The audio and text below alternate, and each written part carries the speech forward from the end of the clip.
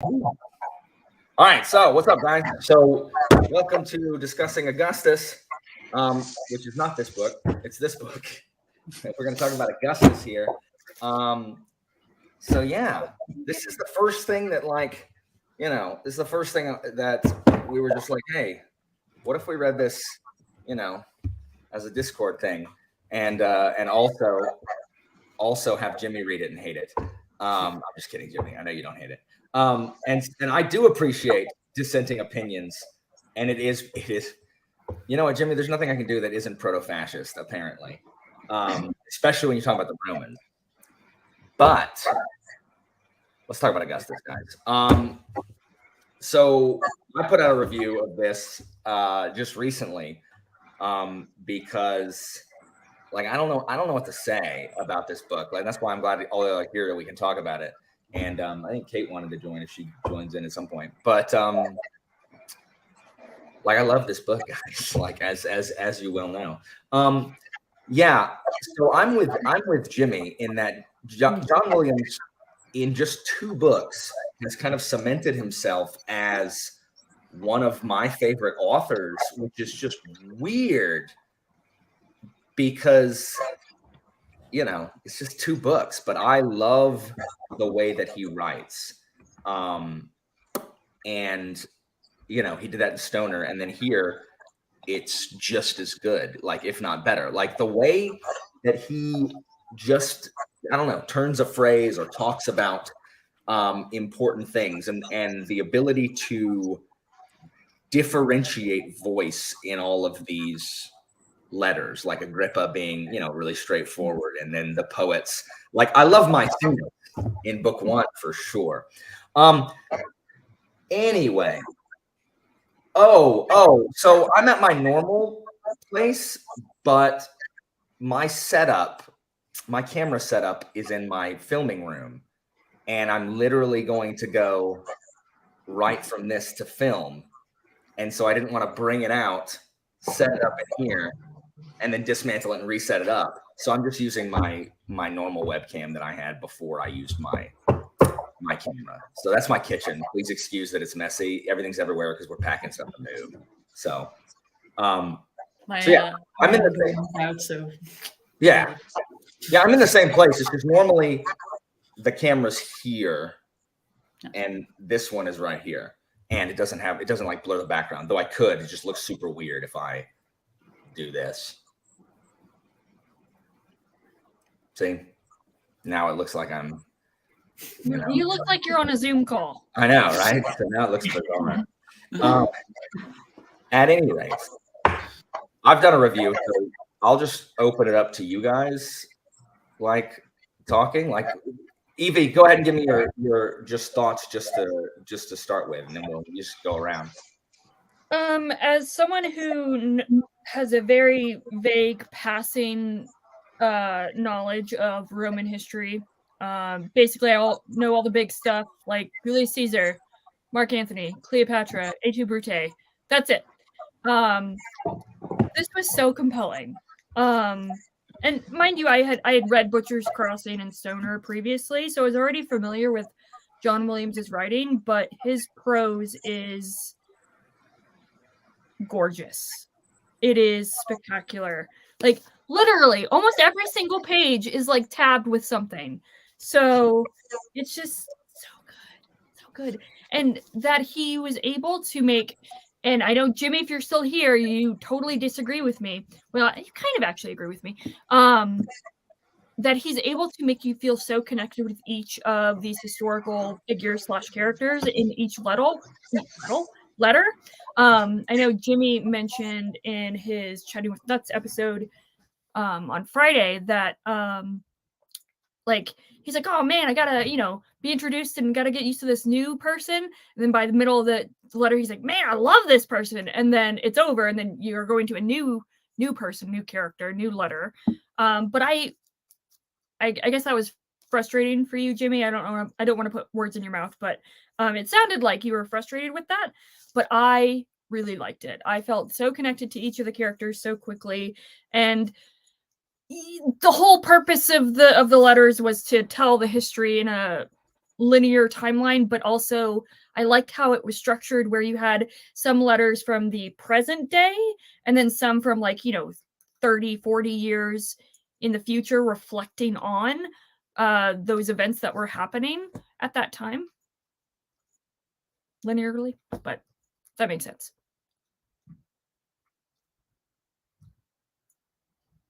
Sure. I mean, I agree. Like I like the fact that it jumps around in time, going from Maecenas is like I said in my review, like I like that Maecenas is world weary, as he's writing to Livy, because he's had to talk about, he's the guy that's next to greatness, that has had to answer so many questions repeatedly on, oh, what was it like? What was it like? Like, oh, what was it like going off the gut? He's just like, look. He's like, look, man, like I'm tired. Like I'm tired. He's lonely. We all had to do things because Maecenas is the one that outlines the fact that the Republic doesn't bear any resemblance to the Republic they're fighting for, and they had to do things. They had to do what they had to do, and they're not always proud of the things they had to do. And Maecenas would really like to, not dwell on that as much as he's being forced to, if that makes any sense. Joanna, what were your thoughts? I loved this book. I loved it so much. I'm still on the fence as to whether I loved it more than Stoner. It's so different. But the thing is, when I finished Stoner and then read this book, I was only 30% into the book. I read it on ebook. I tried to listen to the audiobook and I couldn't do it. The audiobook, I could not absorb what the author was doing through audiobook. So I tried to listen and then I went back and just reread everything I'd listened to. So I don't recommend this necessarily on audio. I do think Stoner is very consumable on audio, and Stoner is just a more consumable, easy, linear story. Oh, cool background. But I love this, and I think what I've said so far is that, when I got 30% into the book, is that I knew that John Williams is hands down a favorite author for me. He is now my favorite non-fantasy author. I could say that with confidence. And I think that having read Stoner, I wouldn't have believed an author who wrote a book as amazing as Stoner could write something like this, because it is so different than Stoner. And if I had read this book first, if I had read Augustus first, I wouldn't have believed that an author who had written something like Augustus could write something like Stoner. I just really appreciated how different this was. But I was so impressed with the structure. I did know it was an epistolary approach. And again, I think, just to echo some of your points, Alan, I love that we get very distinct voices with each of the letters, and the way that I just think he utilized that structure the best way possible, because he shows you certain perspectives through certain points of view. And then as you go along, you get new perspectives based on what people introduced earlier in the book, based on what other people see in the book. And I just thought he handled that so well. I think this one was slower going for me. It was a little bit, I had to take my time with it. I don't have as much knowledge on Roman history, especially as Alan does. My knowledge is very limited, but I could say it was just fascinating. And by the time I finished the book, I just knew that I'd read something very special. Yeah, for sure. And Tori's asking if the prose is classic, and Jimmy's right. Like it's really straightforward prose. Like that's what I love about Williams's prose, is it's beautiful, but without being what you would normally consider like really, like flowery prose. I don't know. It's hard to describe.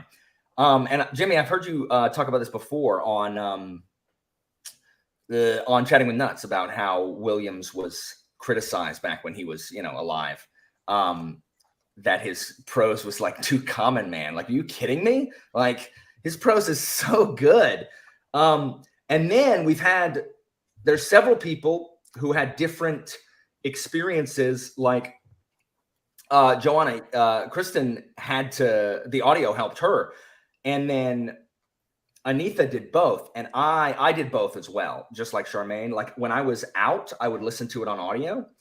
But then when I would get home and had the book in front of me, I would review the book of what I read just to make sure, because of how, I don't know, like nuanced and thematic this book is, like I would hate to miss something that, because I just my attention flitted away for a minute. Like everything that Williams writes is so just like enriched with nutrients that I didn't want to miss any of it.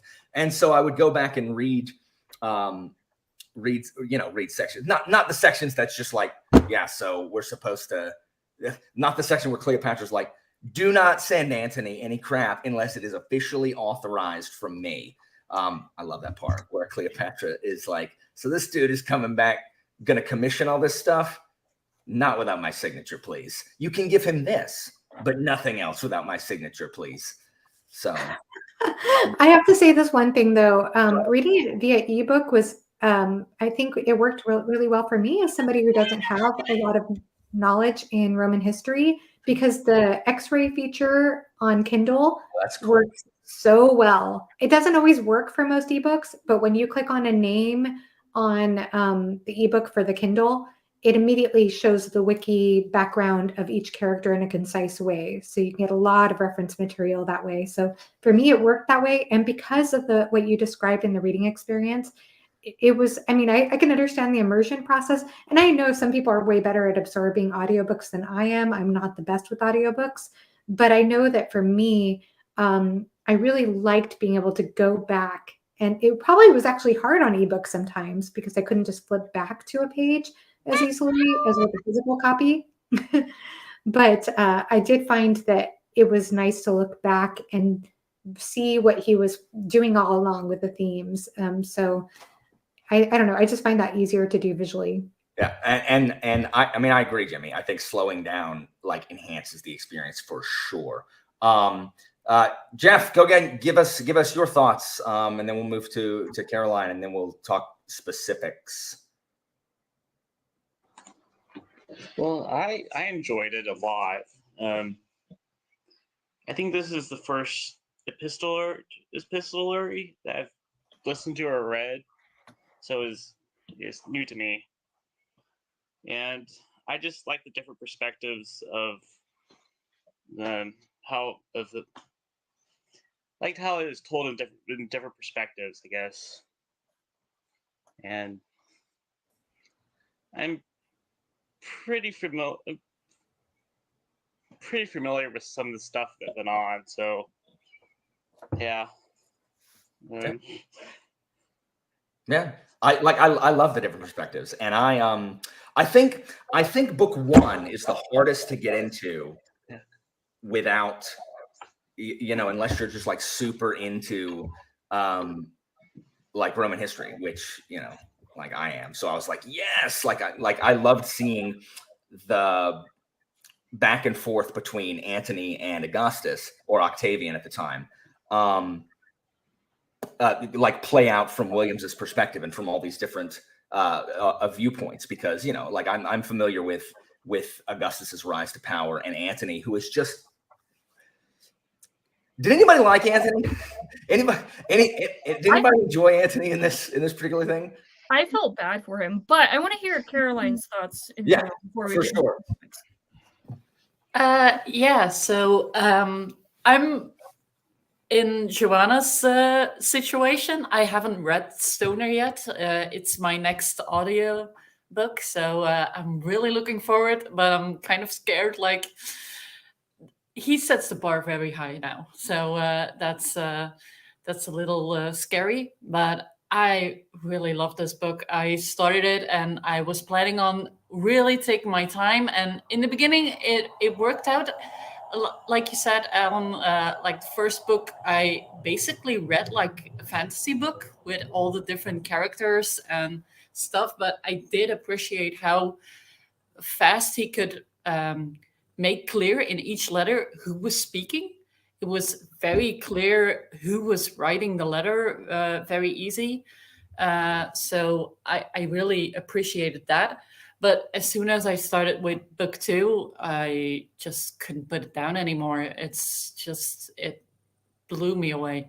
Oh. And I'm quite familiar with Roman history, so with a couple of players, but there was so much stuff that I missed and that I wanted to research. And as soon as I saw Alan's review, I had to focus myself and say, no, read Stoner first before you reread Augustus, because I really want to reread this. Same, absolute same. Like it's, I love like everything you're saying. Absolutely, like I love what Williams did with Maecenas, especially because Maecenas gets so little screen time in most biographies of Augustus, and this is because Maecenas turned down senatorial rank. Like Augustus was like, hey, I'll make you a senator, because like Maecenas was not a politician. He never entered the cursus honorum, the rank of offices, and you can't be a senator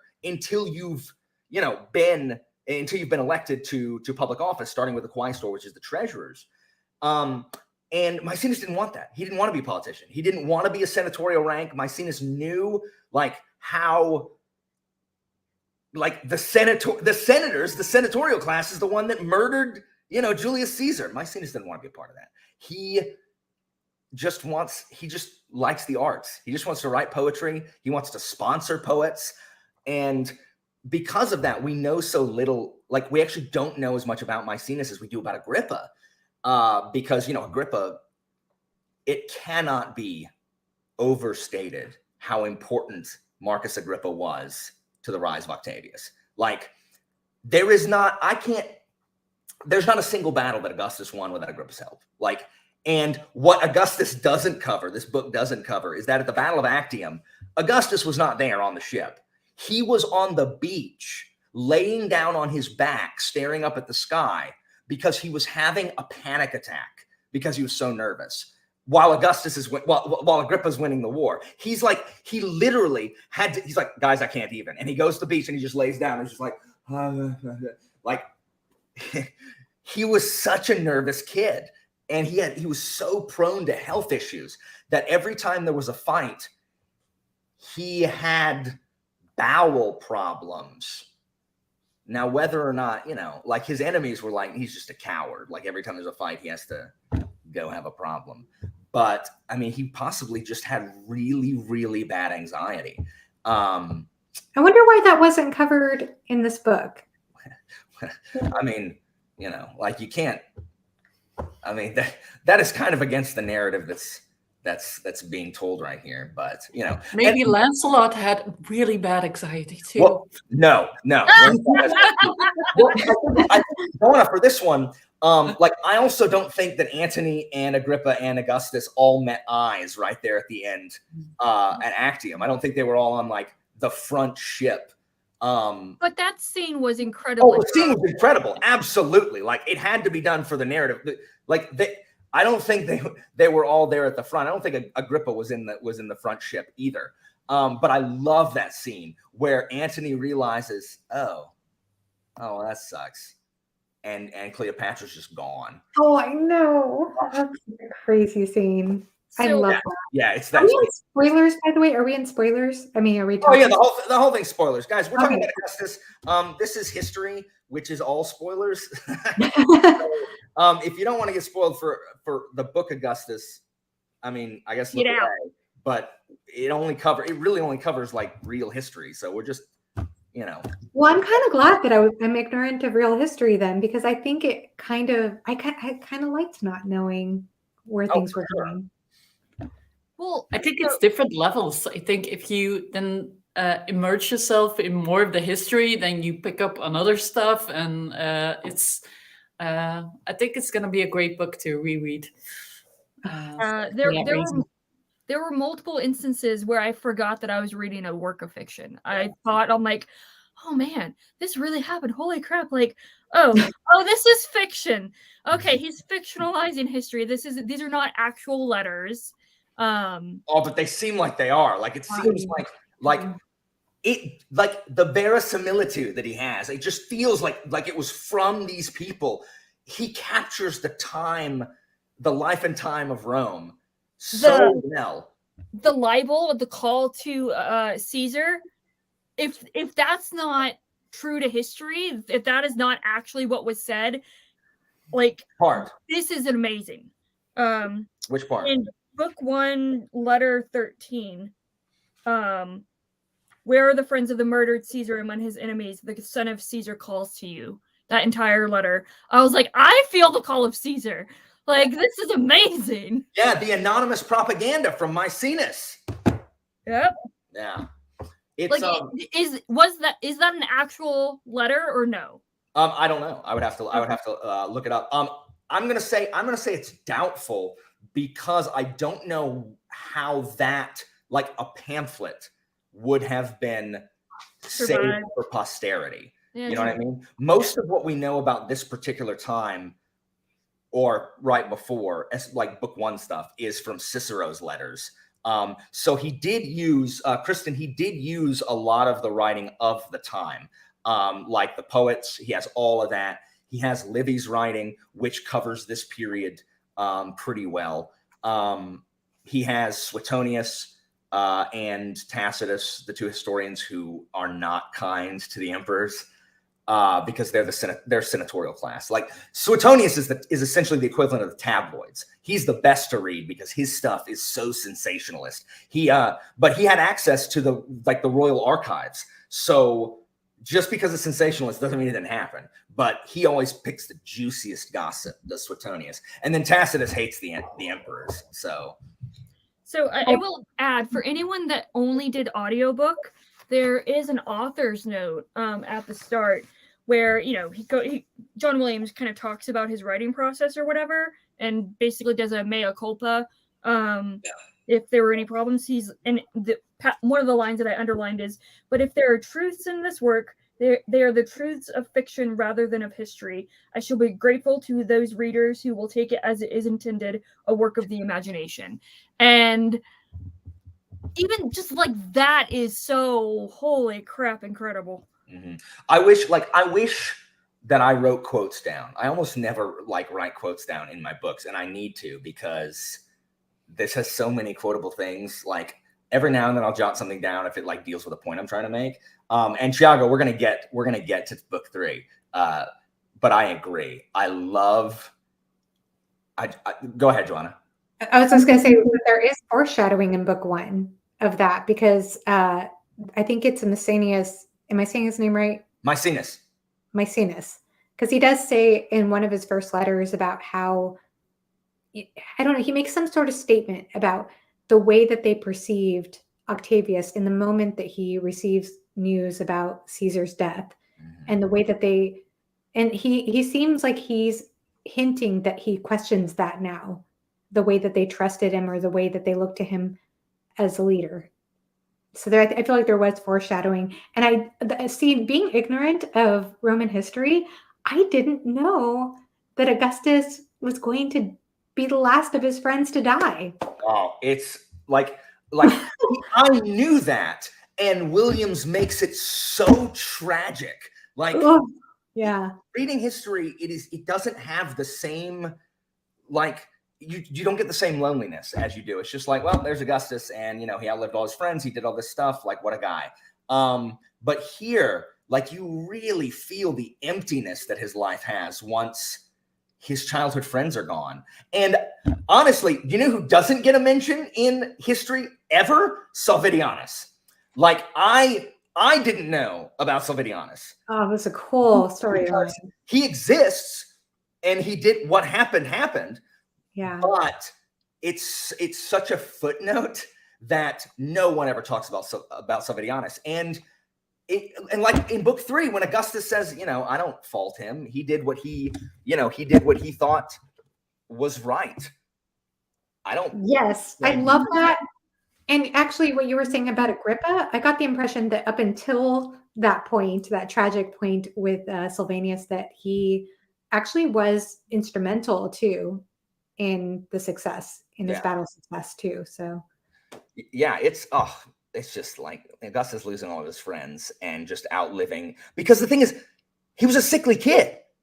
He wasn't supposed to be the one that survived, and he had this horrible illness like right after he became emperor, and that's when all the insane stuff started. That's when it's like, Julius, sorry, you got to marry Marcellus. Like, and everyone was pissed that he made, like, Agrippa, like that almost drove a wedge between, Williams doesn't cover it here, but that almost drove a wedge between Agrippa and Augustus, is when Augustus made Marcellus Jr., this 18-year-old kid, made him his heir instead of Agrippa. Everyone was like, what are you doing, buddy? Like, that is not a good move, like, at all. And, you know, it wasn't until Marcellus died that he's like, oh, wait, Agrippa. But like, that almost drove a wedge between them, because it was ridiculous, like ridiculous.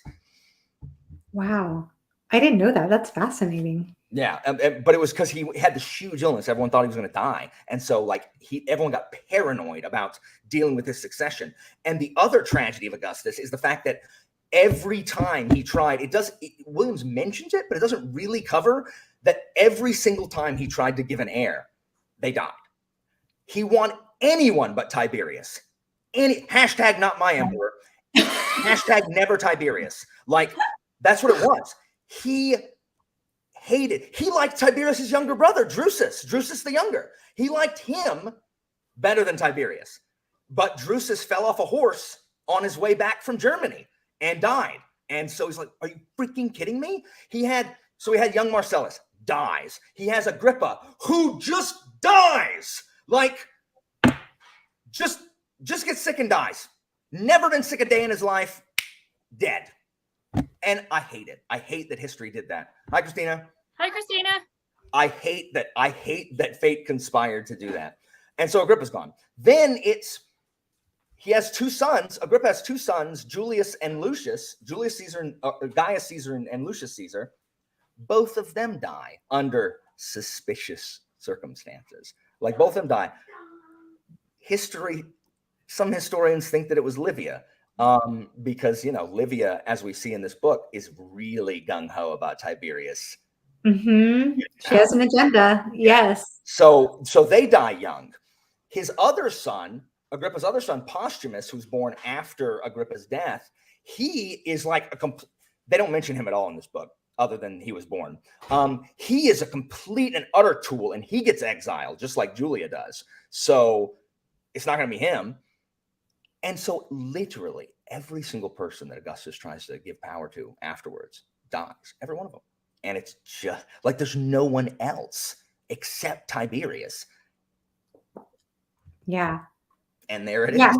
And I love, by the way, I love the way Williams writes. He is such an amazing, powerful writer, because that one letter or that one journal entry that Julia writes, and towards the end, you know, she kind of builds it up, explaining, I was a widow of 3 husbands, and she explains she never really disliked the first 2. She didn't really dislike Agrippa, even though he was much older than her. But then she ends one of the entries saying, I hated him.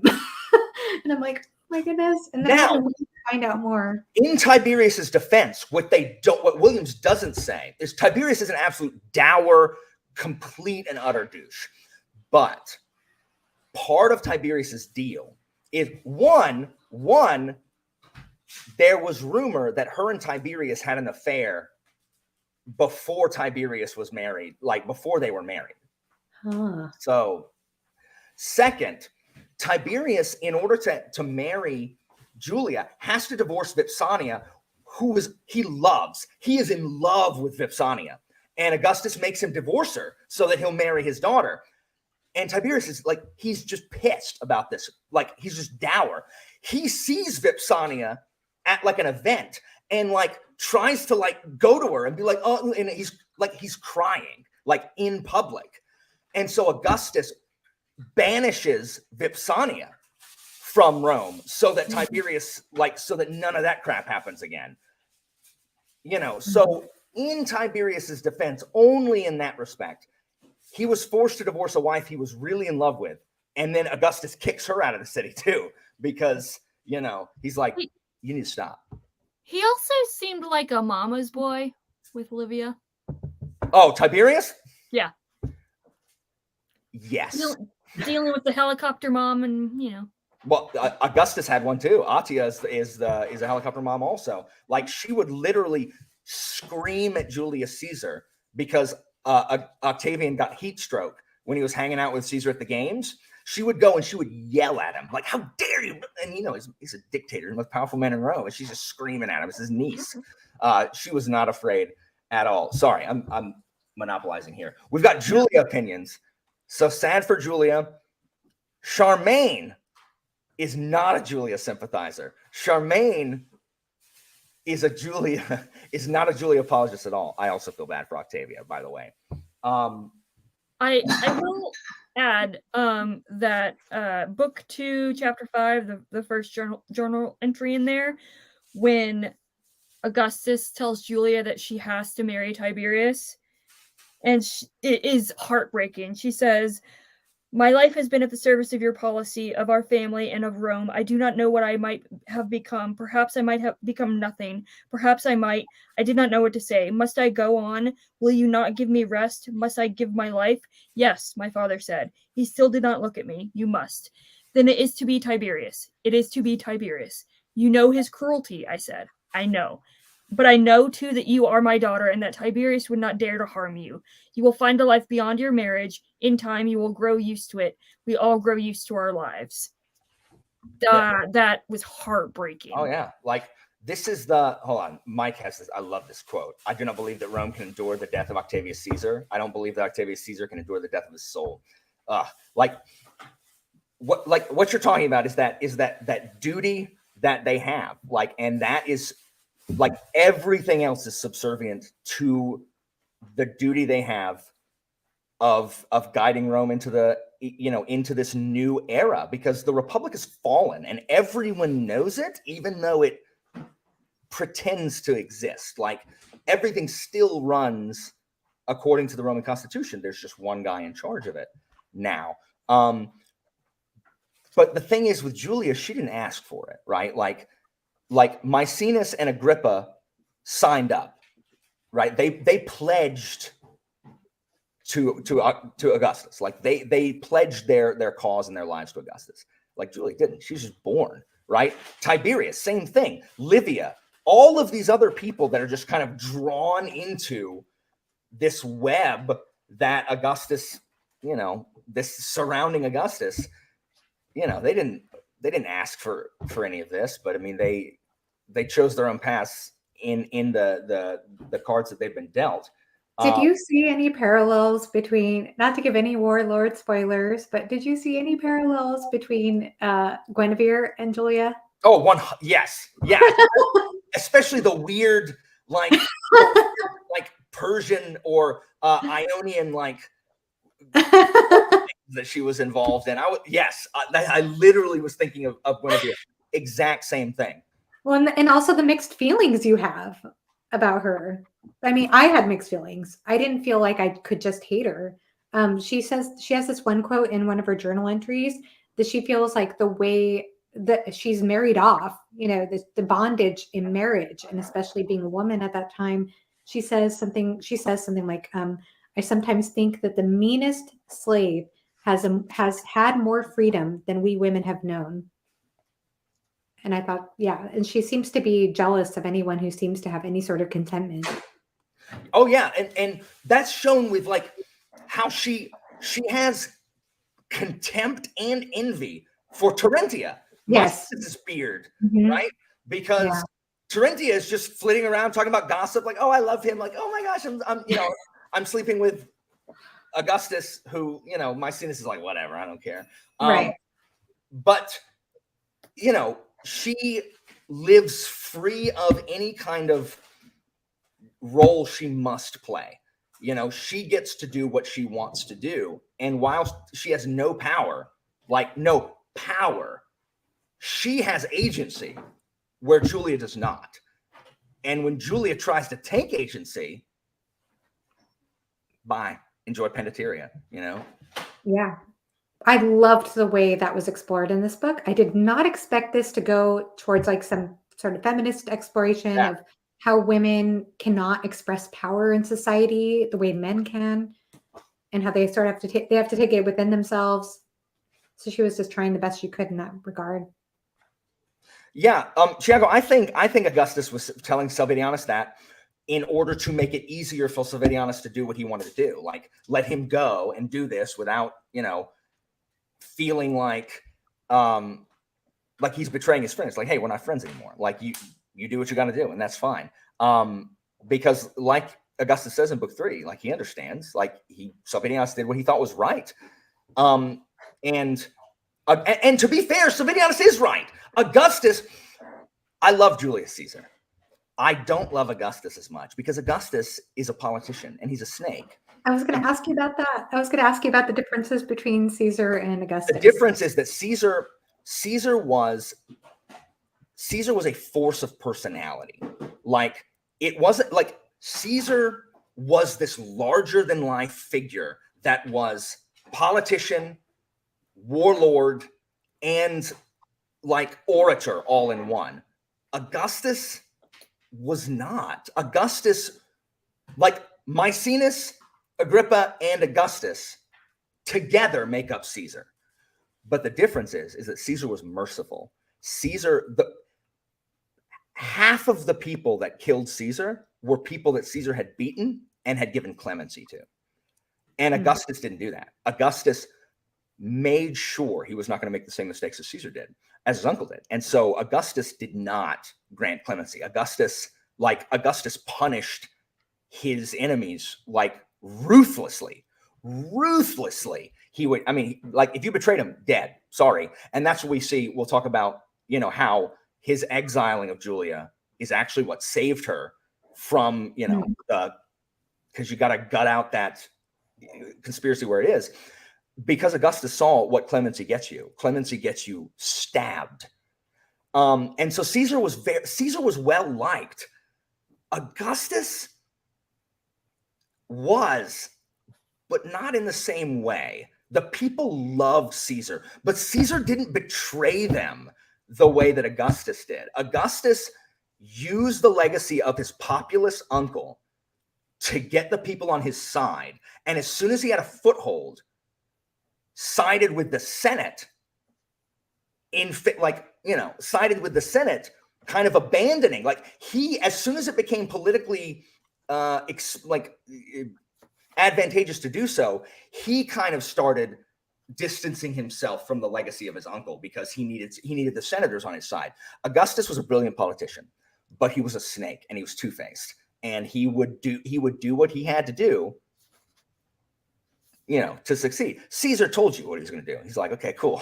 Well, I'm going to come in here and I'm going to upset the apple cart. So you're either going to do this or I'm going to, I'm not giving up my armies. So how about that? Augustus be like, oh yeah, sure. I'll give up my armies. Yeah, no, that's fine. That's fine. And then would not give up his armies because, they were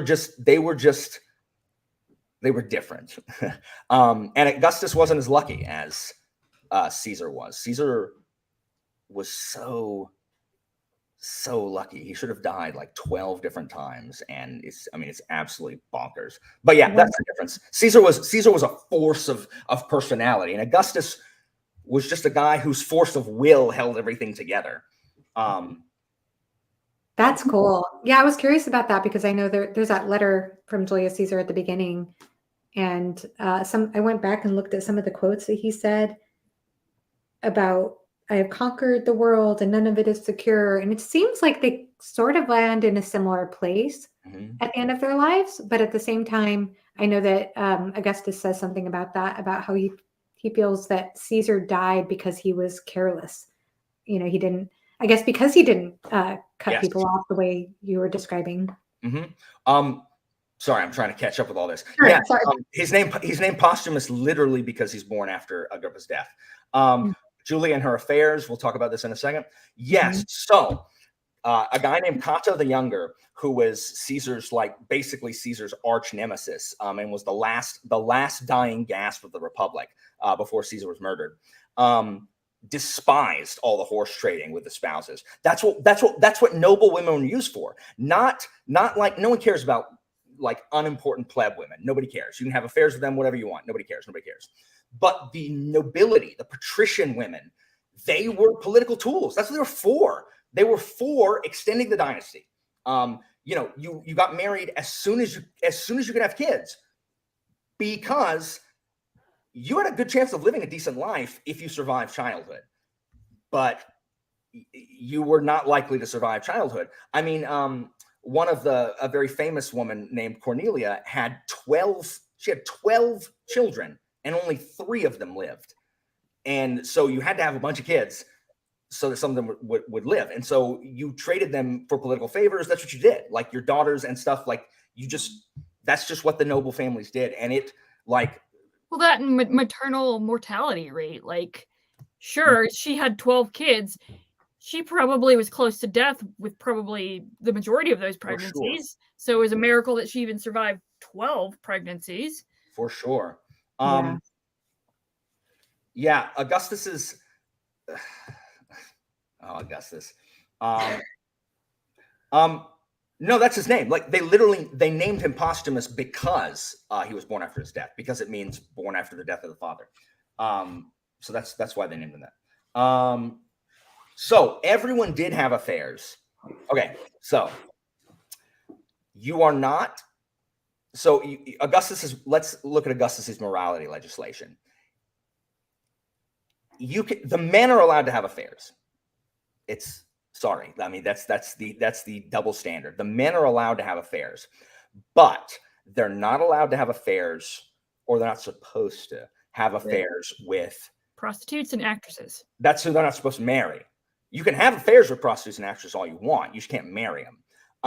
And you can have affairs with foreigners, but you're not supposed to have affairs with other noble Roman men and their noble Roman wives. You're not supposed to mess up the purity of the Roman women, of the noble-born Roman women, from the good families. So really, Terentia doesn't sound like she's from a patrician family. Terentius, I don't think that's a patrician family, so that's probably fine.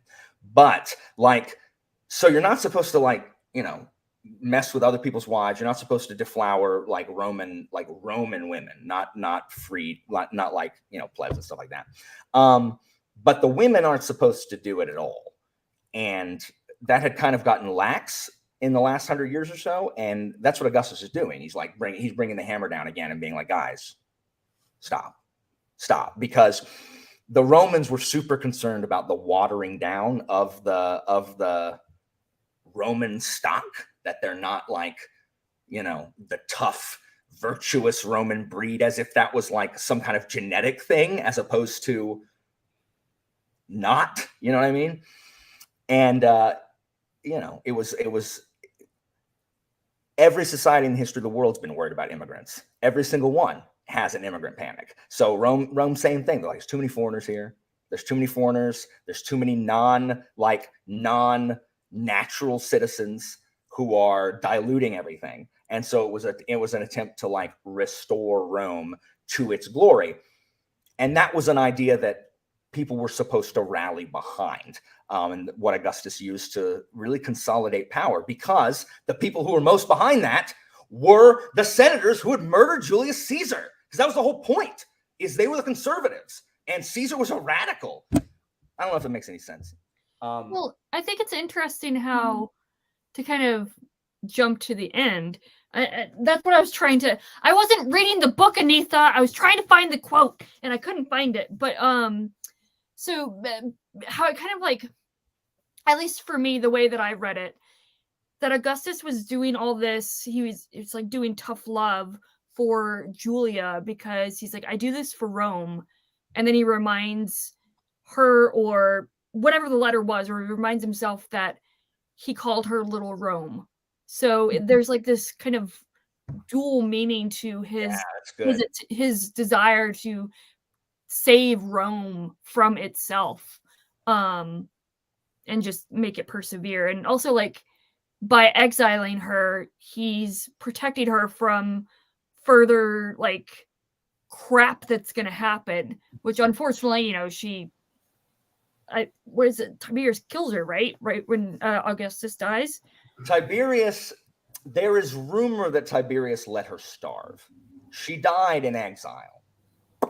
but we don't know exactly why. But there's rumor that Tiberius just stopped sending food there and let her starve.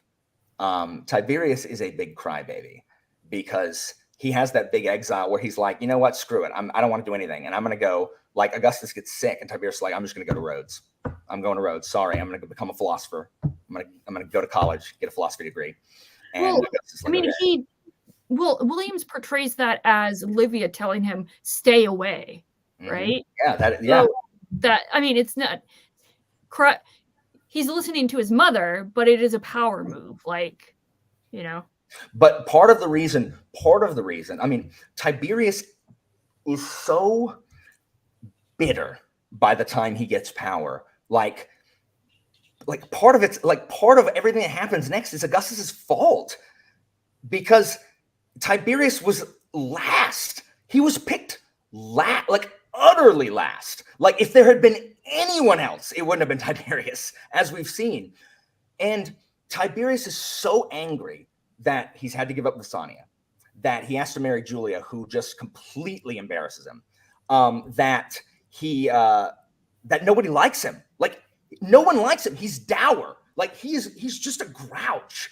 And no one wants to be around him. That's why people like Drusus better. Like Drusus was Tiberius was a great general. He was very good at keeping the Germans away. He should have stayed there on the frontier. So by the time he takes over, and I love what Williams does here with having all of this stuff be like a power play by Tiberius, like the plot to remove Julia, like the plot to assassinate Augustus, like all of that is like egged on by Tiberius, which is not normally portrayed in history. Normally Tiberius is he's just the dour general that has power thrust upon him, and Livia is the bad guy. Livia kills,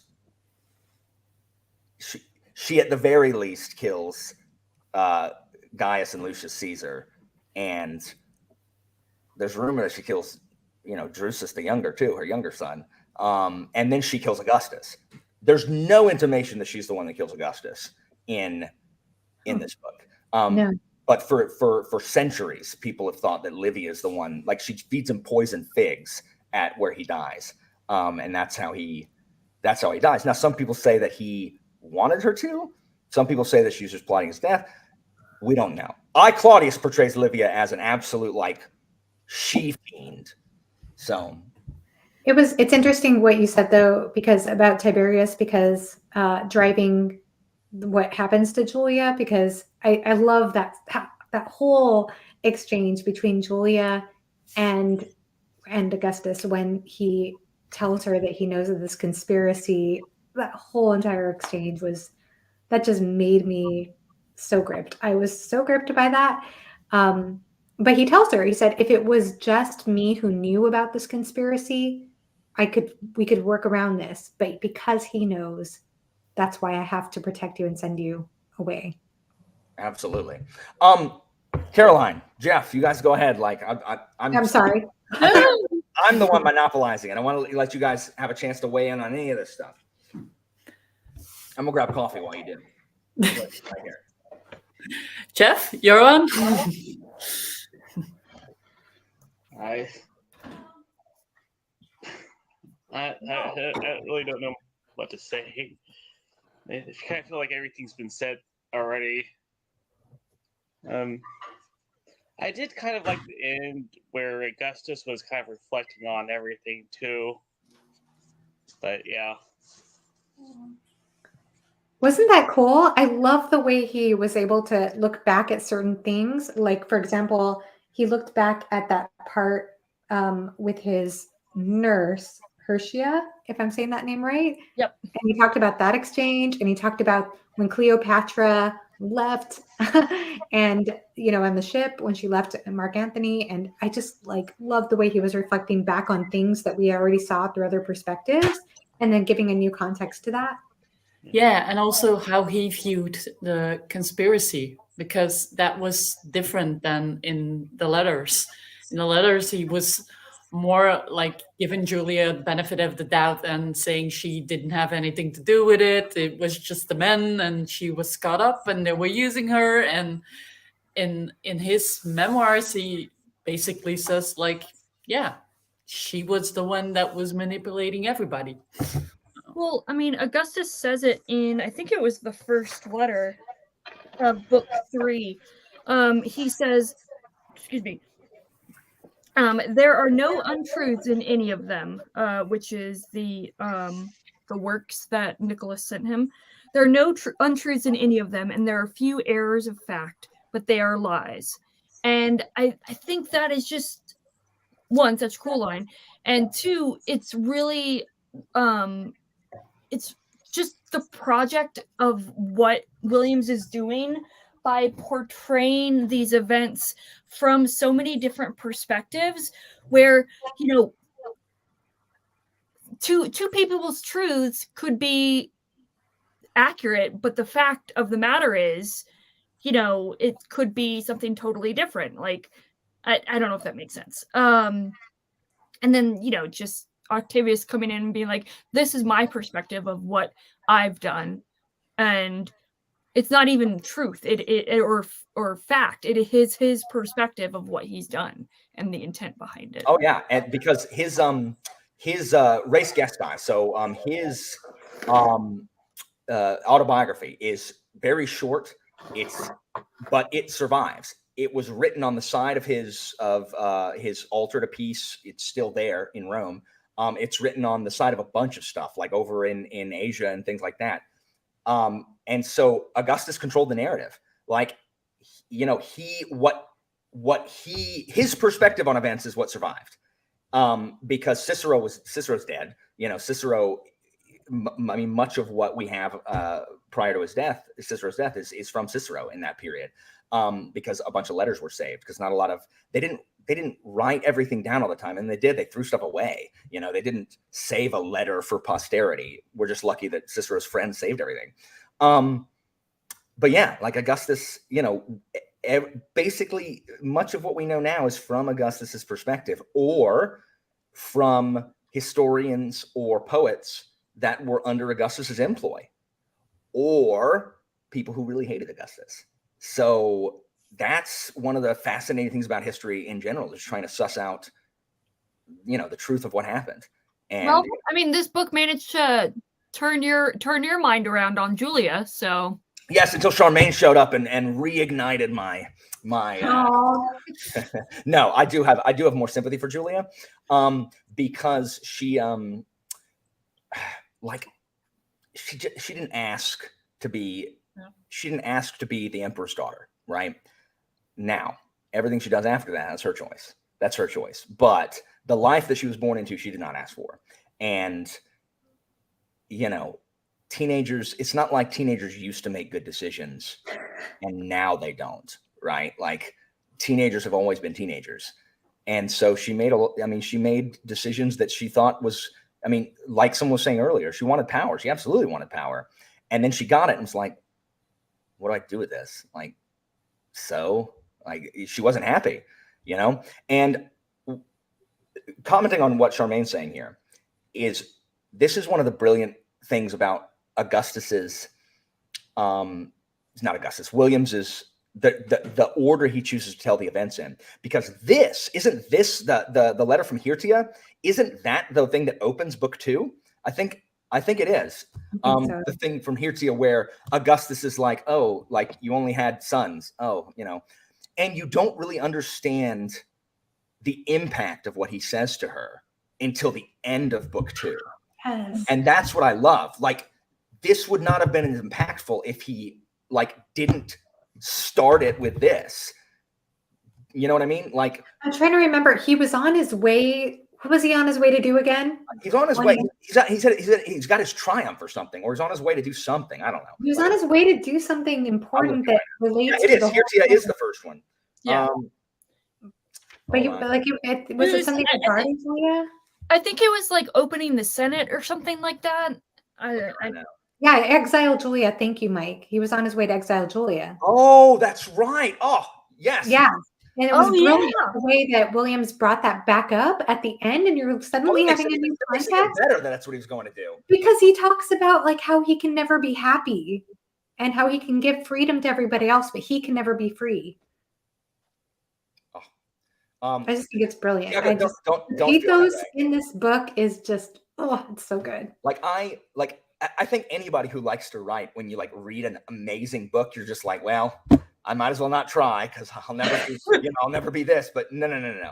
But like I don't know what, like, Williams, he just, like, I don't know. Like, I love the way he told this story. It is just it was so impactful.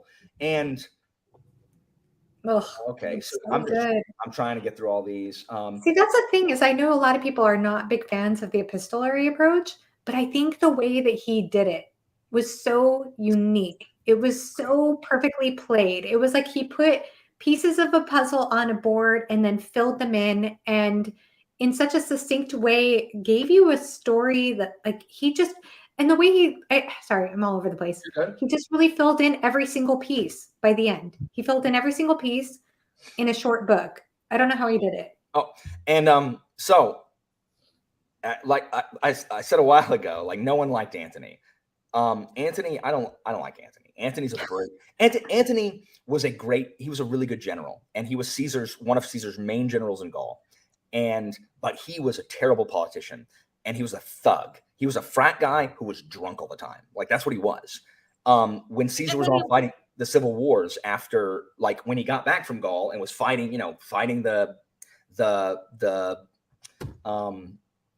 Pompeians, he left Antony in charge, and the people almost turned against Caesar because of how much they hated Antony, because he was just a reprobate. He just killed people he wanted to. He, reckless. Yeah, he took money from the treasury. He was drunk all the time and slept with people all the time. Like, he was not a distinguished Roman.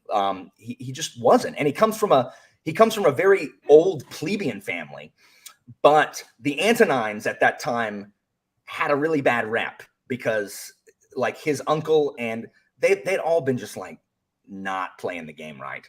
And so Antony, like, I feel bad for him in a way, because he was never going to be Caesar's heir. Like, never. Like, he was never going to be the heir to Caesar, because Caesar's not an idiot.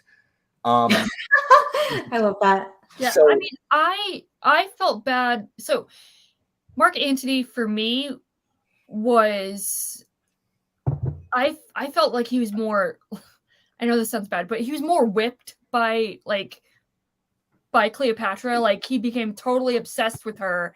And that scene where, she's kind of, gonna go away in the ship. Oh, heartbreaking. Heartbreaking. And it's like, man, you are so whipped. And he just kind of, like, slinks off after her. And I felt bad for him. I mean, I did too at that moment. But I mean, again, like, you feel bad for these people, but these people, like, they made the choices that got them there. And I still feel bad for them. But, like, with Antony, Augustus still feels bad for them too. Seriously. And I love what Williams does in the two letters that are back to back, where Antony is talking about the success of his Parthian campaign, and he just needs a little bit more. He just needs some more stuff so they can continue their success. And then immediately Cleopatra's guy is like, no, like, this was a disaster. Like, you should do not, unless you want, like, our nation to go under, you should not send him the things that he is asking for. Because I saw this. He is lying to you, my lady. And that's when we get Cleopatra's thing, where, like, that's like the only letter we get. The only letters we get from Cleopatra are her manipulating Antony or showing her lack of trust in Antony to her subordinates, saying, do not give him this. Do not give him this. You can give him this, but not this and this and this. And, oh, Antony, I'm so sad that I'm apart from you. Like, Cleopatra, again, just like Livia, just like Julia, they are doing what they have to do to have any power in this world that is, where only the men have power. He was crazy to make those decisions, though.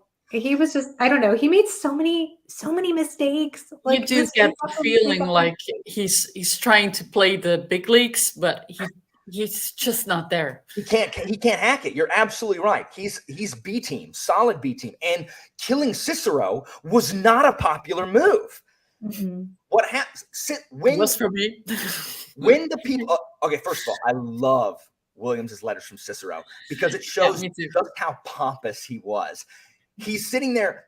He's just a boy. Like, what can a boy do? And then he's like, oh, like this thing, the rent, the value of my property has gone down. I'm gonna have to get the landlords in there to fix something. Like, he mentions Augustus as if it's an afterthought to his real estate dealings. Yeah, he admires me. Oh, yes. I'll have influence on him. I'm like, Yeah. He totally underestimates Augustus. And Augustus plays him like a fiddle because Cicero was so easily played. Because Cicero came from a family that had done nothing important in Rome. Cicero was consul and stopped a conspiracy to overthrow the government. And so Cicero was very important for a very short period of time. And he was so desperate for everyone to continue seeing him as important that he was so easily played. But when the assassins killed Caesar, they shouted Cicero's name. They were doing it for Cicero, who was, he was the symbol of the Republic. But then Cicero was so against Antony being, next in line, being in charge. He gave 14 speeches in the forum about how much Antony sucks. 14 different speeches against Antony. And Antony was so angry that they put him, like when Lepidus, the god of mediocrity, and Augustus and Antony are together, Antony had to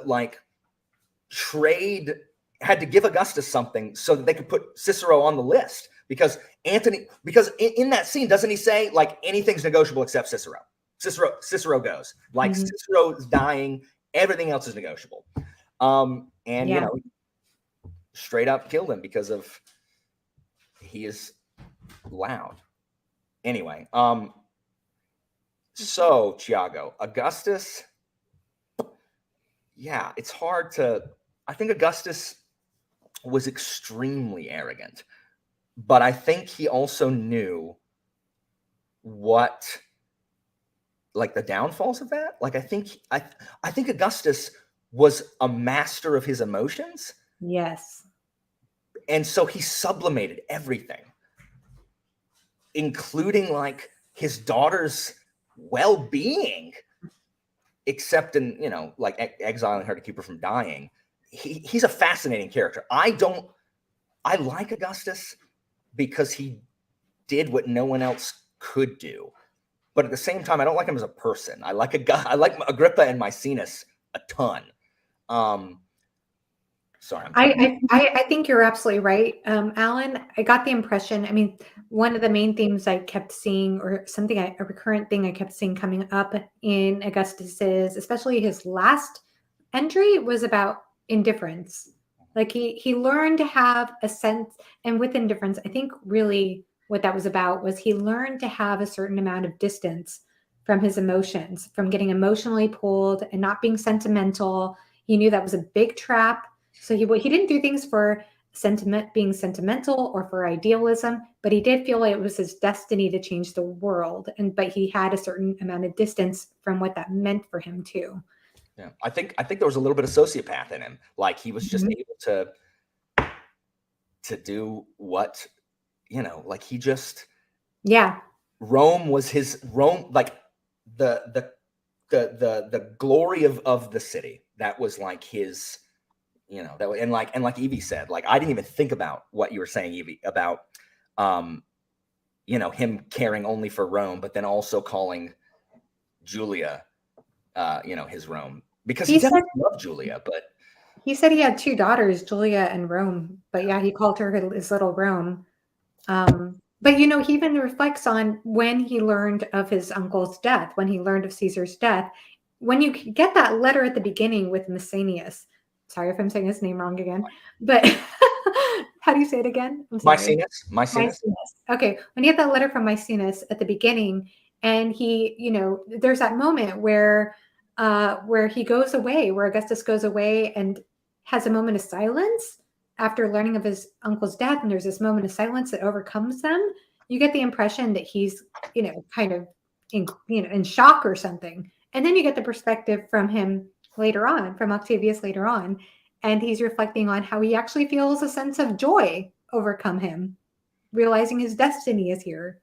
Yeah, absolutely. Because he was from a family, his granddad, like his family was wealthy, but his granddad had been like a money changer, like a banker. And the Romans, like they said, he like glory, like through the, like he has coin stained hands. That's what they called him. Like his detractors always said, his family has coin stained hands because, a merchant, like a banker, a money lender. And so, the Octavians were not a great family. But by being adopted by Caesar, they could be. And so Augustus or Octavian is just like, with the recklessness of youth or whatever it is, was ready to go. But he had his friends. I love like how in it together they are. Yeah. I think the letter format worked perfectly for this because it stopped having to have a bunch of flashbacks. Like it's just able to, do what needs to be done. Kyle's back. One of my favorite parts was Horace, and actually a couple of Horace's entries, but especially it wasn't Horace that wrote the letter, but the part where they're at Nero's party. I guess that's when Augustus is courting Livia, and where Tiberius Elder. Yeah, I got you. Tiberius's dad. Yeah. Tiberius's dad, not the elder. Yeah. And how Horace tells the story of Orpheus and you're at a thank you. And I love that story anyway, because there is an opera on Orpheus, but the way that he relates that back to himself and how, I wrote this down, like how his Eurydice is knowledge and a dream of the world, and how the darkness is the civil war. And he makes a mistake of looking back at the dream and it disappears. And I love that whole entire exchange. It just kind of blew my mind. And all of that is to shut down the dude who's like, the I don't know, the name dropper guy who's like, like yes. That guy. I was like, touche. Yeah. Evie, you want to weigh in? Yeah. So we didn't really talk about the start of the book where, right before Julius is murdered, like this, as you put it, Alan, the found family is like hanging out, I imagine they're having a picnic or something. And you really are immediately connected to not only these characters individually, but as a group, and you feel their connection and their relationship and the power of that connection. And like you see those seeds of political play starting. Because I think we had mentioned before about how at the moment of Julius Caesar's death, Augustus changed. And I actually think why did I put away the book? But yeah, I can't remember who it was, but one of the guys was like, he just became completely silent, like he wouldn't talk, like he seemed so distant and disconnected from us. That's got to be Maecenas. Agrippa would just be like, yeah, and then we were there, and then this happened. But he seemed like a totally different person once they learned of Julius Caesar's death. And they're like, you can almost palpably feel the shift in Augustus through their perspectives in their letters in that moment. And I thought that was just genius. And I love what Kristen says here. Like, I love that, like, part of the reason Augustus was able to do what he did is because no one took him seriously. Like, they were kids. So they go to Rome and they're like, oh no, what do we do? Like, oh, we're just teenagers on summer vacation. Oh, spring break 94.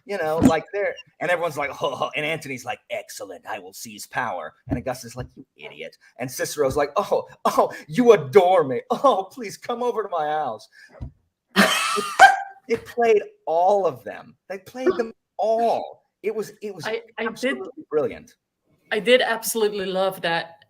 From the first chapter, you see that friendship is real. That especially Agrippa and Maecenas are truly his friends, and everything in Roman history is full of betrayal and full of people who have been friends forever and then stab each other in the back. Absolutely. And I love that from the first chapter, you do get to see, okay, these guys I do get to root for. They're the good guys in his story. And especially with Maecina and Agrippa, it's very palpable that they do want to help their friend, and they do mourn the loss of Caesar, not just because of Caesar, but also because all of a sudden Octavius has to become Caesar. Yeah, they have a loss of their friend as well. Yeah. Yeah. I loved in that particular exchange about the moment when Maecenas, I'm sorry, I'm just going to say it wrong forever. But I say Malazan, you're fine. I just love in that moment about when he loses the femininity in his voice and he says, "Do not trust even us who love you." I got so emotional during that moment. Yeah, I love that their friendship is strong enough that he gets to say that he does get to say, like, I get it if you can't trust us, just because your entire reality just shifted so dramatically. And he has to, because in the last century BC, Rome has become full of political violence, where they had gone 400 years without a political murder.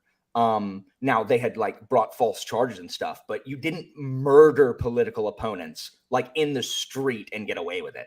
But in the last like 100 years, it has become more commonplace. So it's really dangerous. And then, they just saw the most powerful man in Rome get cut down, by people who were supposed to be his friends. And so it is an incredibly dangerous thing. And that's why one of the reasons I love Agrippa so much, and Maecenas. There's just not enough I wish there was more written about Maecenas. That's why I love what Williams has done. Maecenas didn't want to be a senator. He didn't want the power. He just supported his buddy. Agrippa never resented Augustus. Like, can you imagine? Like, imagine anything else. This sickly kid who isn't at the head of any army continues to like have bowel problems, having a panic attack on the beach during Actium, and you've won every one of his battles, and you have the armies. Like, in history, that's the guy that betrays his friend and takes over. Agrippa never wanted that. The only thing that drove a wedge was because Agrippa felt like he felt betrayed by his friend, that his friend would like overlook him for Marcellus, and that was done because it was done for a political reason. There was someone, I think it might have been his sister or somebody, was pressuring him to make it Marcellus, and his feelings were hurt, and it didn't drive a wedge, but it could have. But I love the fact that Agrippa and Maecenas never, they didn't care that he had the power, right? They weren't jealous of it. They were just like, we got you, buddy. But he was also loyal to them. Yeah. It was a two-way street. He could have gotten everything he wanted and then say, bye. I don't need you anymore. Yes. So they needed each other. Yeah. Augustus had very few friends, and he had those 3 friends from his youth. And then he made friends with like Nicolaus and Horace and Virgil, and not Ovid. Ovid was exiled because he was one of the people that slept with Julia, and he wrote a poem. He wrote the Ars Amatoria called The Art of Lovemaking, and Augustus was like, "What are you doing? Like, you are like, it's undermining everything he's trying to do." So he's like, "Get out, like, go." And so Ovid writes, he was like, "I was expelled for a song and a deed," and the deed is Julia, and then his dirty poem. So Charmaine, I love that they roast Lepidus, and it's made even better that Lepidus's dad, during Caesar's time, tried to seize power after the dictator Sulla died. Lepidus went to Caesar and was like, hey, you want to join me? I'm like going to seize power. And Caesar did not think that Lepidus Sr. had the chops. And so he said, no, I'm good. And the whole conspiracy fell apart, and Lepidus was exiled for a while. And then his son is like, you know what? I'm going to seize power from Augustus. And all of the men deserted Lepidus and went to his. The Lepidans are pathetic. Like they're just pathetic. Oh yes, exactly. Lol Lepidus, he's the worst. Who's walking on the beach? I'm forgetting. I'm behind. Augustus. Which one is that? When he was it's the wait. Yeah, book 3 is incredible. Sorry, hold on. Speaking of Virgil, by the way, is that accurate? Like Virgil wanted the Aeneid to be like burned? Mm-hmm. Yeah, he told them to burn it when he died because it wasn't done, and he thought it was crap. He's like, burn it, and they didn't. And it says like Virgil didn't think they were going to burn it, but yeah, he totally was going to burn it. And in it, young Marcellus appears in the underworld, and Aeneas sees young Marcellus, you know, Augustus' first heir, and the line is something like, and if only he had lived, no enemy of Rome would ever have dared to take up arms against them. And when Virgil read that part out, Octavia, you know, Marcellus's mom, passed out. She was like, oh, my baby, or whatever. And it's so ridiculous. That kid didn't do a dang thing. And here he is like, if only... Young Marcellus, when I teach the Aeneid, young Marcellus is Chuck Norris. Because like the only reason you woke up this morning is because young Marcellus let you. Like young Marcellus doesn't do push-ups, he pushes the earth down. Like that's how Virgil portrays him. Like as if he's the because he died. It's ridiculous. It is ridiculous.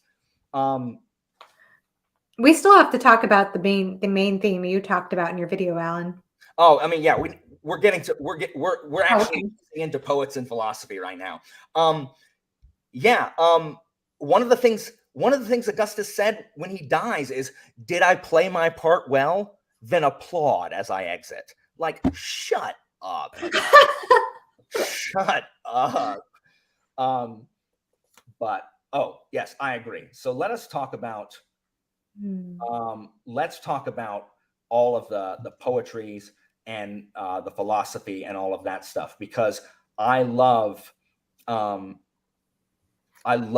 like if you've read Stoner, like we see this, like the veneration of literature. And in Stoner, he is so passive until it comes to an assault on what he feels is the integrity of literature, right? And that's what makes him come alive. And so we've seen this. Like this is a favorite thing of Williams, but yes.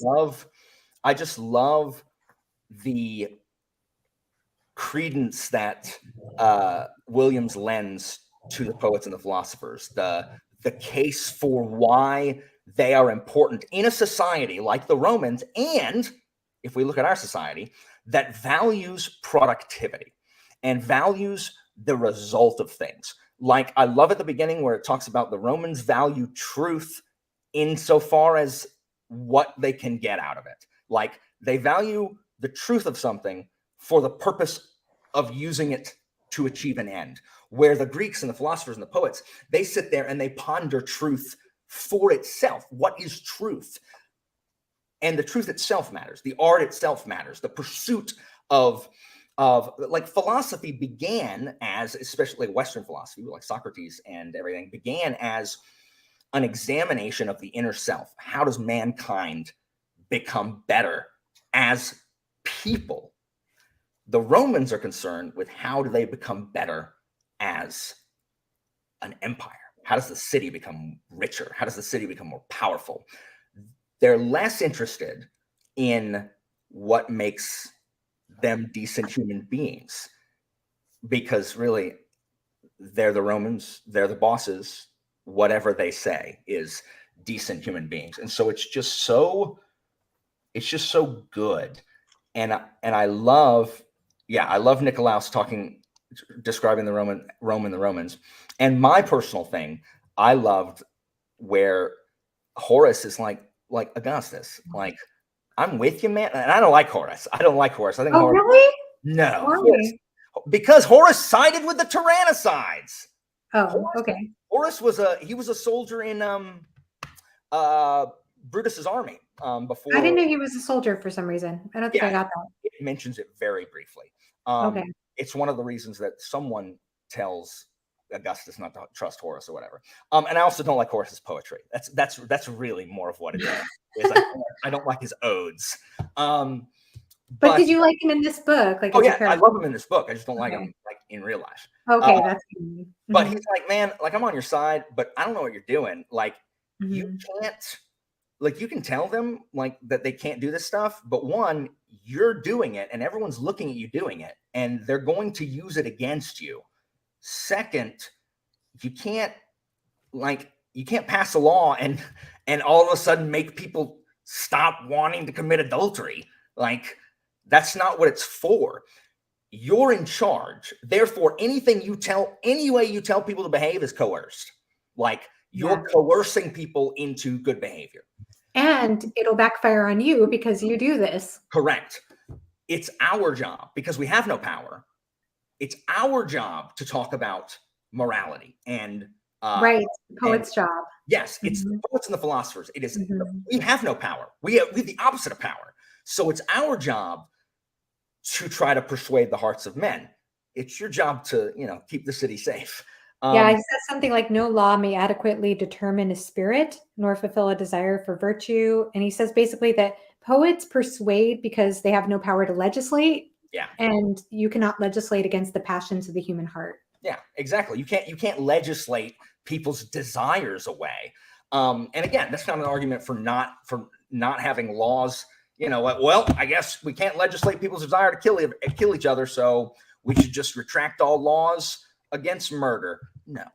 Or I guess we can't have laws because I did this, because I broke it. That would be another stupid argument. But just because there are laws against murder doesn't mean people don't have that desire. Like, it doesn't mean people don't want to do that, and do. So it's, the Romans are not self-examiners as a rule. Like, their culture and their philosophy and even their literature was everything's based on the Greek version. Everything is based on the Greeks. And so, like, they're just not, they're a very single-minded people, and they're very serious. Their schools did not consist of gym. They thought team sports were stupid. They thought any kind of like physical activity that wasn't based for the military was dumb. Theater, no. Music, no. Like, all the arts, these were not things that Romans did in school, which is completely unlike the Greek education. Now, if you were really rich and had a bunch of time on your hands, you might learn that kind of stuff. But mostly, it was just like, now originally, yes, they did think bathing regularly was dumb. It was by Augustus' time it was popular, but originally they did not.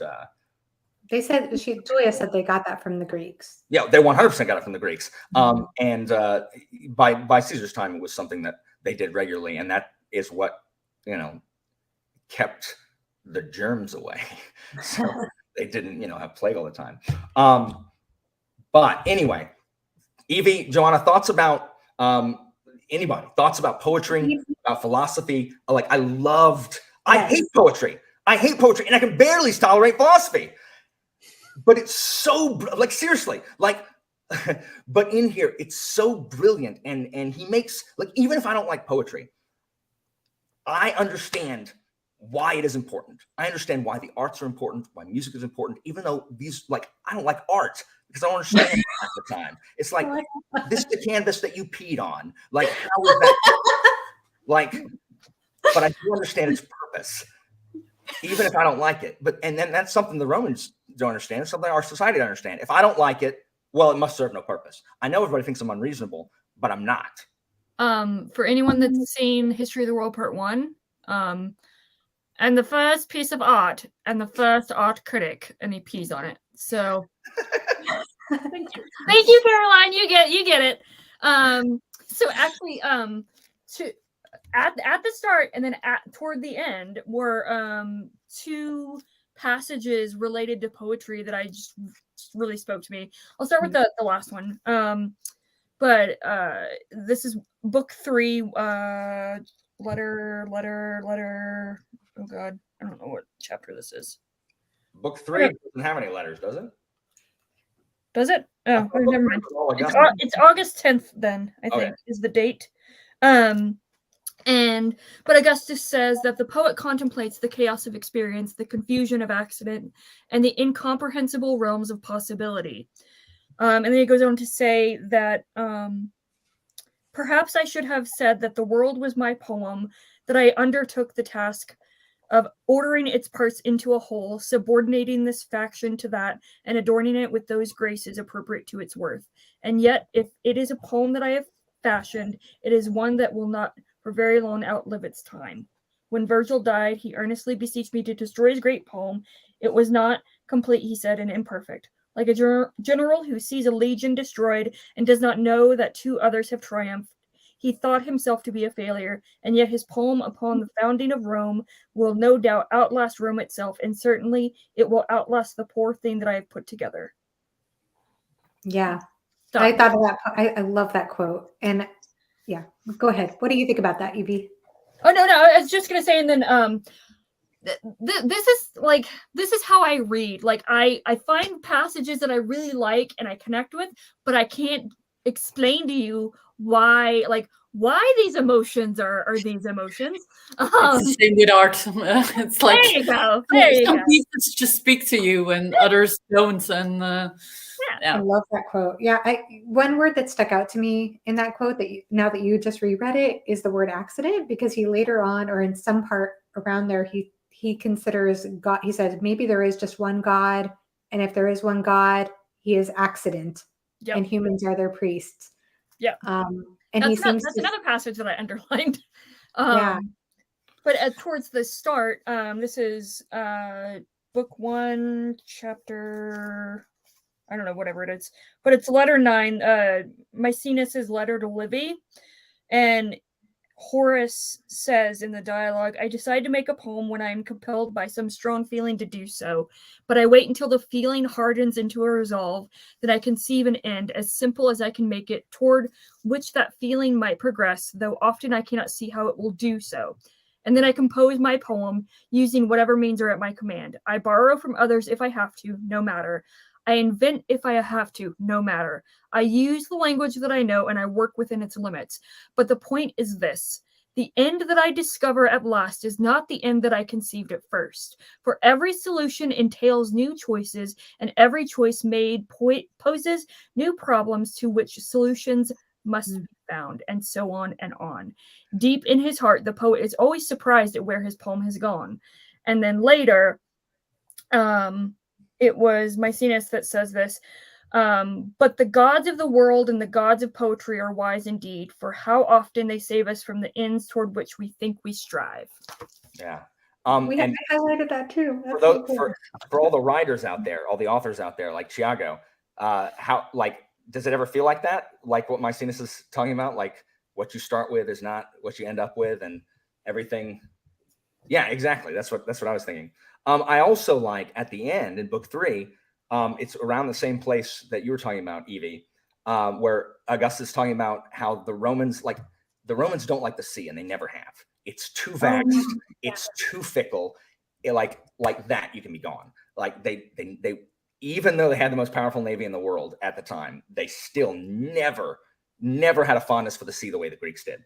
And he says, of the many services that Maecenas performed for me, the most important seems to me now to be this. He allowed me to know the poets to whom he gave his friendship.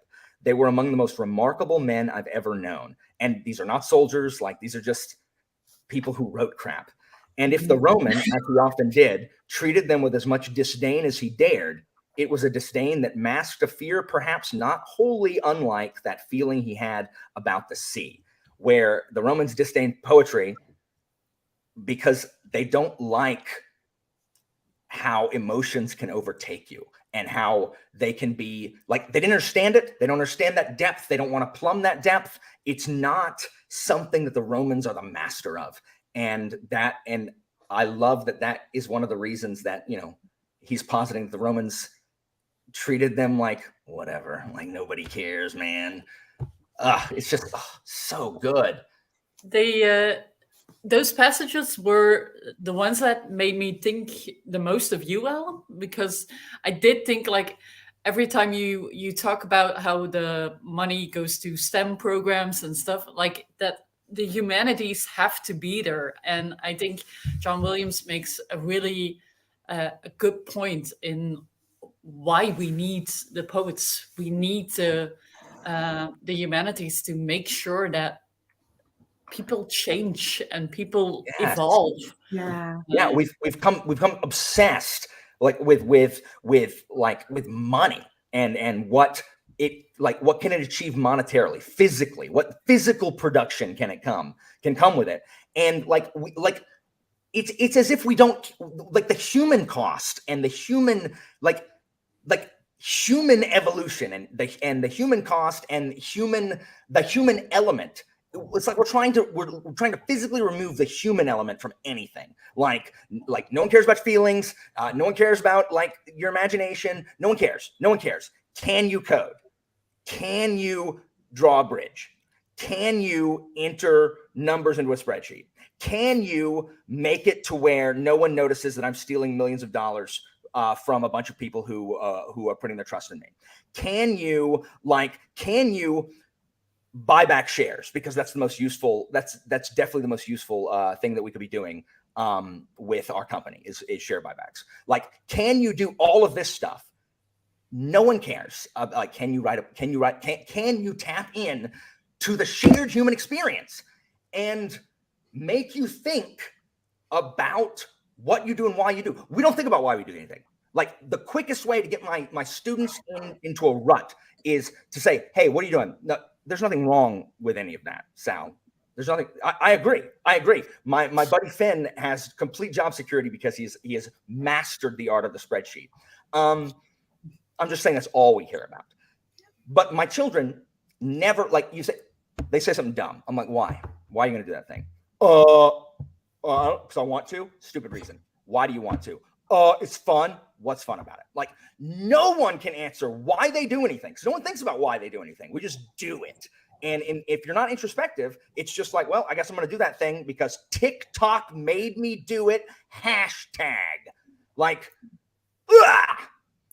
Well, I mean, 3-year-olds do ask a lot of why. I do. And I don't want that. I don't want an answer from them. I'm not saying that you have to justify everything you do, but the point is to get the children to at least consider why they are doing something before they do it, because they don't. Part of it's because they're kids, but how many of us as adults are just whatever. Oh crap.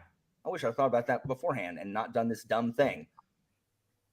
I do have to drop soon, so I just wanted to mention this last quote, literally the last quote in the book that I thought was simultaneously sad, hysterical, and knowing no historical context or very little, I still thought it was little cringe. Yet the empire of Rome that he created has endured the harshness of a Tiberius, the monstrous cruelty of a Caligula, and the ineptness of a Claudius. And now our new emperor is one whom you tutored as a boy, and to whom you remain close in his new authority. Let us be thankful for the fact that he will rule in the light of your wisdom and virtue, and let us pray to the gods that under Nero, Rome will at last fulfill the dream of Octavius Caesar. And I immediately said aloud, and Rome will burn. So, well, the thing is, you said aloud what? I'm sorry. And Rome will burn. Yeah, I mean, but the thing is, for the first 5 years of Nero's reign, he was an excellent ruler because he had two really good tutors and mentors. One is Seneca the Younger, and begins with a B. And he was a good emperor for the first 5 years. And then, like, his mom didn't like how much influence his tutors had over him. And so she got rid of them.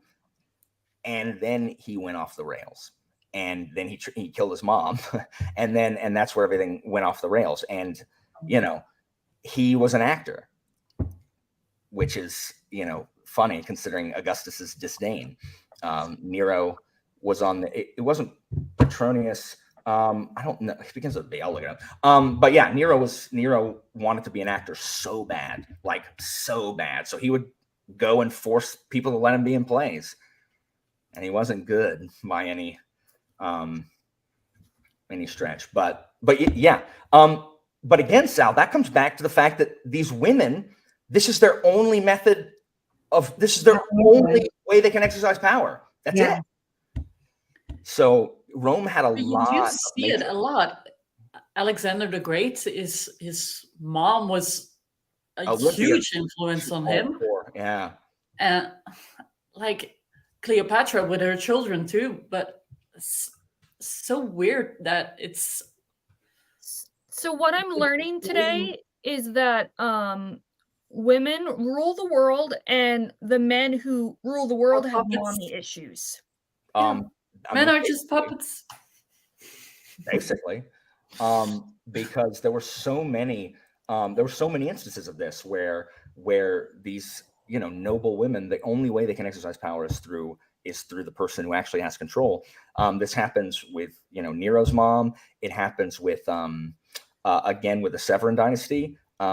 Septimius Severus's wife, Julia Domna, she is she's an incredibly powerful woman, which she wields through her sons, Caracalla and Geta, who hate each other so much that they literally they pulled a Brady Bunch and divided the palace in half. And they said, you stay on your side, I'll stay on my side. No joke. That's a literal thing that happened. They drew a line down the middle of the palace and said, you stay over there, I'm staying over here, because they hate each other so much. It's ridiculous. But yeah. And, you know, sometimes the women resorted to poison, assassination, all kinds of stuff. Anyway, closing thoughts on Augustus. Closing thoughts, anybody? Go ahead. When y'all reading Stoner or Butcher's Crossing or Nothing But the Night, which is my next one? I'm listening to a nonfiction right now about the opiate pandemic. And then after that, Stoner is gonna be before the end of the year. So, and Butcher's Crossing, I absolutely have no idea what that is about. So, Buffalo. Yes, it is a Western, but it's Williams' version of a Western. Look, it could be about anything, and I'd read it because Williams wrote it. If you've read, I think, is it Thoreau that wrote Walden? If you've read Walden, I hate Walden. Oh well, that's basically his answer to Walden. Well, if Williams wrote Walden, I'd like it. Yeah, I love Stoner so much, but definitely Butcher's Crossing is next on my list. Yeah. Let me know, Joanna, and I'm going to listen to it also. I'm going to because I had to read this one also, but I didn't have to read Stoner, and I didn't have to read Stoner at all. I felt totally absorbed in Stoner the whole time. I'm going to do both because Evie wonderfully sent me both other. By the way, Evie, we can buddy read at some point, but it's book 2.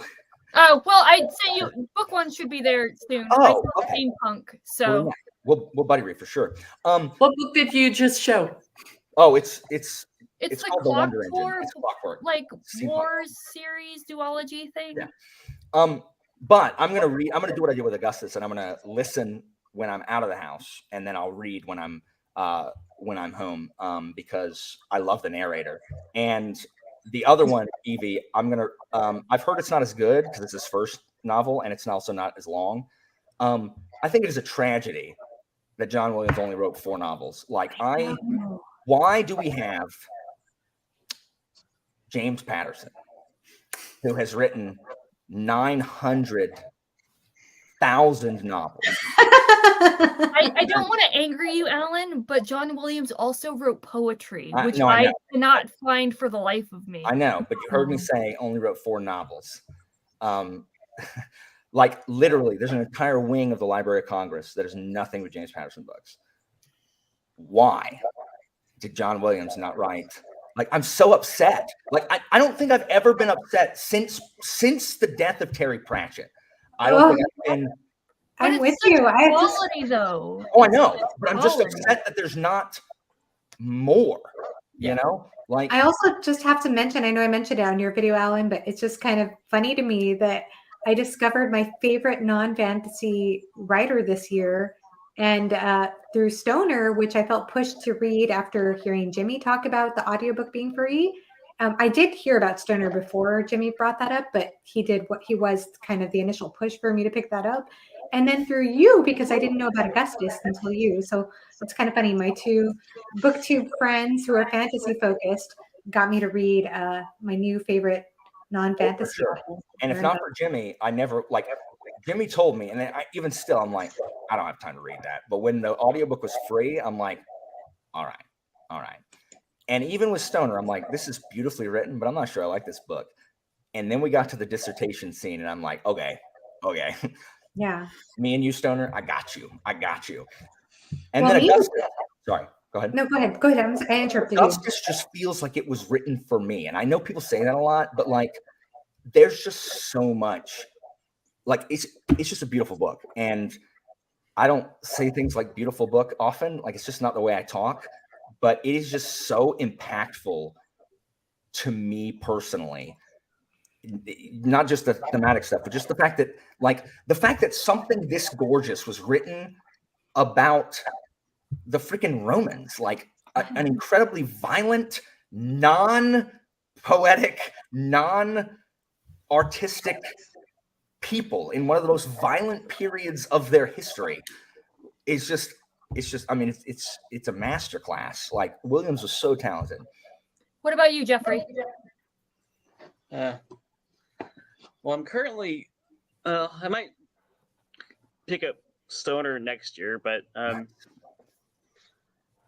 currently listening to this book called Tiger's Imperium, and yeah. Oh, well, what's it called? Tiger's Imperium. What's it about? It's book 6 of this series, a fantasy series. It takes place on a fantasy world, and it, like, the main empire is based off the Roman Empire. Oh, okay, cool. I heard Imperium. I was like, something's got to be Roman there. Yeah. Nice. Yeah. And very cool. The main character gets caught up in this war between different gods and stuff like that. And yeah. I gotcha. Pete, I do not wake up every day and thank my stars that I live in a world where John Williams existed. No, I don't. If the choice is never having read John Williams and doing that, I guess I'm never going to read John Williams.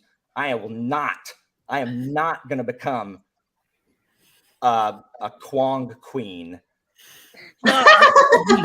Okay, that's a joke. I didn't know what the joke was about. Oh, sorry. Part of the reason I can't read Babel is because R.F. Kuang just has like fanatical fans who literally write things like, I wake up every day and thank God that I live in the time that R.F. Kuang exists or something. You sent me a lot of those screenshots when I was reading the book. Alan is Schrodinger's not hipster. Schrodinger's everything. I hyperbolic, Look, I have a constant battle inside me. I am both. I don't know. I have different public and private lives, like Augustus. I hate everybody. And so homework is we're all going to write letters about about this experience. I don't know why Alan declared holy war on me. Like, anyway, yes, Chris, thank you for joining. Hold on. Oh, I did say that. But unlike most people, I am not afraid to admit when I'm wrong. Like, I did sneer at it. One, I thought it was about drugs, and I wasn't going to read a book about drugs. I thought it was about the author of Dracula. Oh, gotcha. So yeah, I didn't. So I didn't. I did sneer at it, but I am perfectly willing to admit that I was incorrect. Just like when I read Jade Legacy, and if it is excellent, I'm not going to say it's bad out of principle. Like, I will say it's good and that I was wrong. Really, I'll change it to where everyone else was wrong and I was saying it was going to be good the whole time. That's really what I'll do. Is I'll just change reality.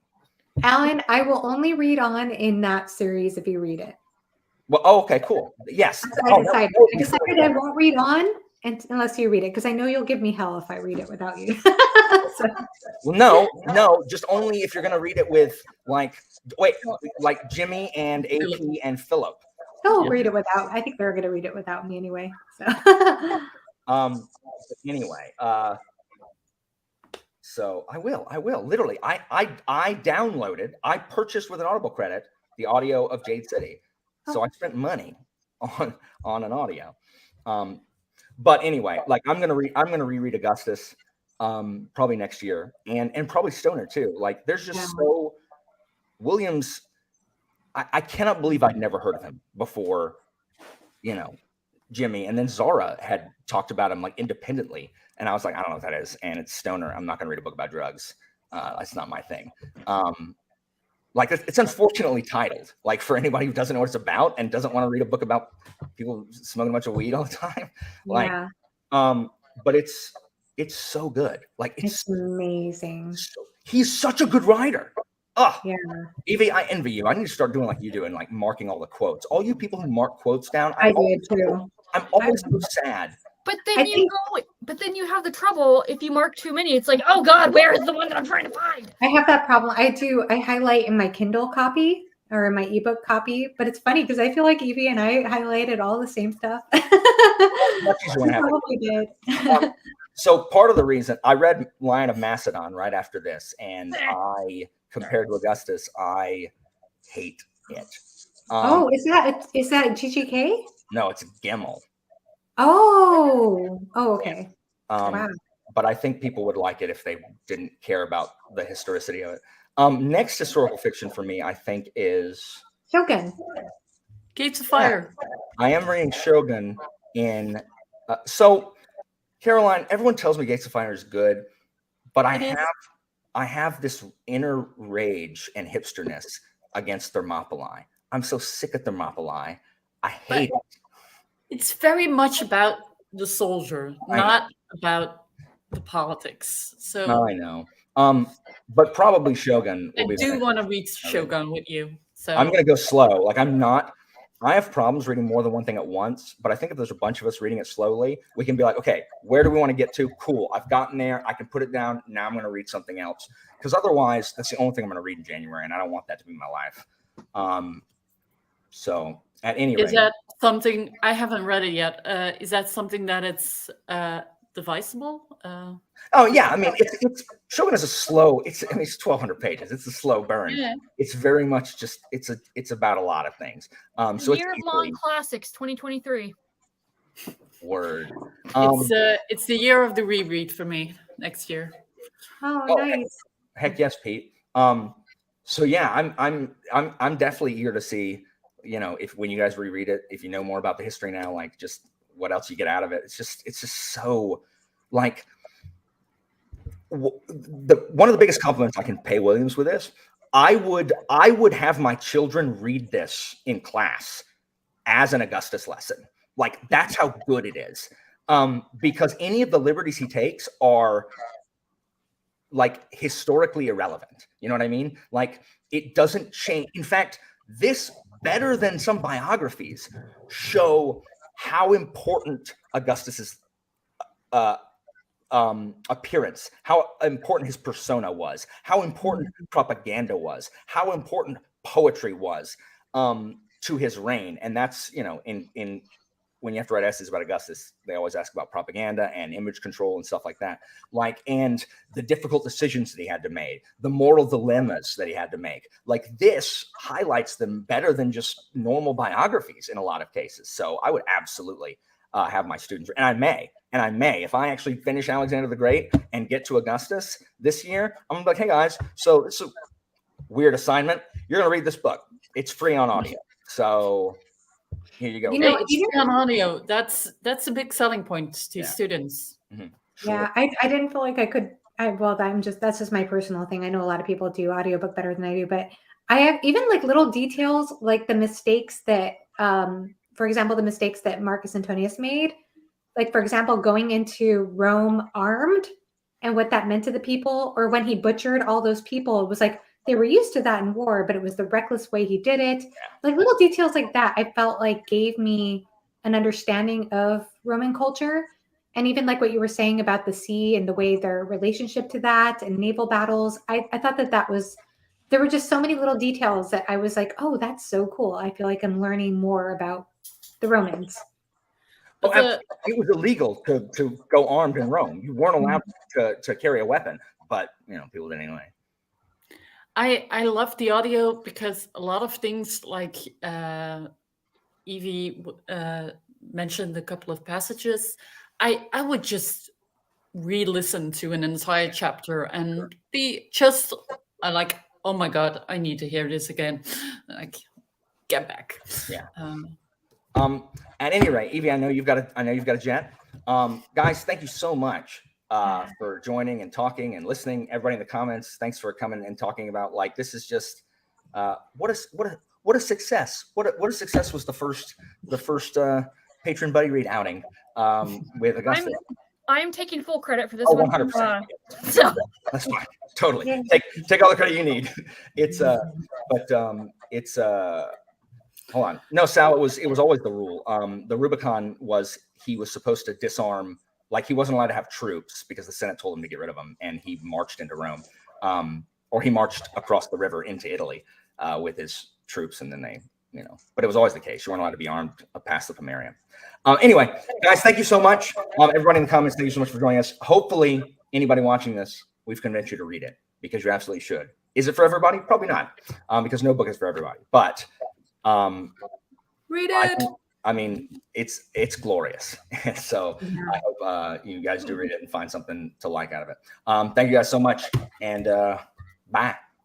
Bye. Bye.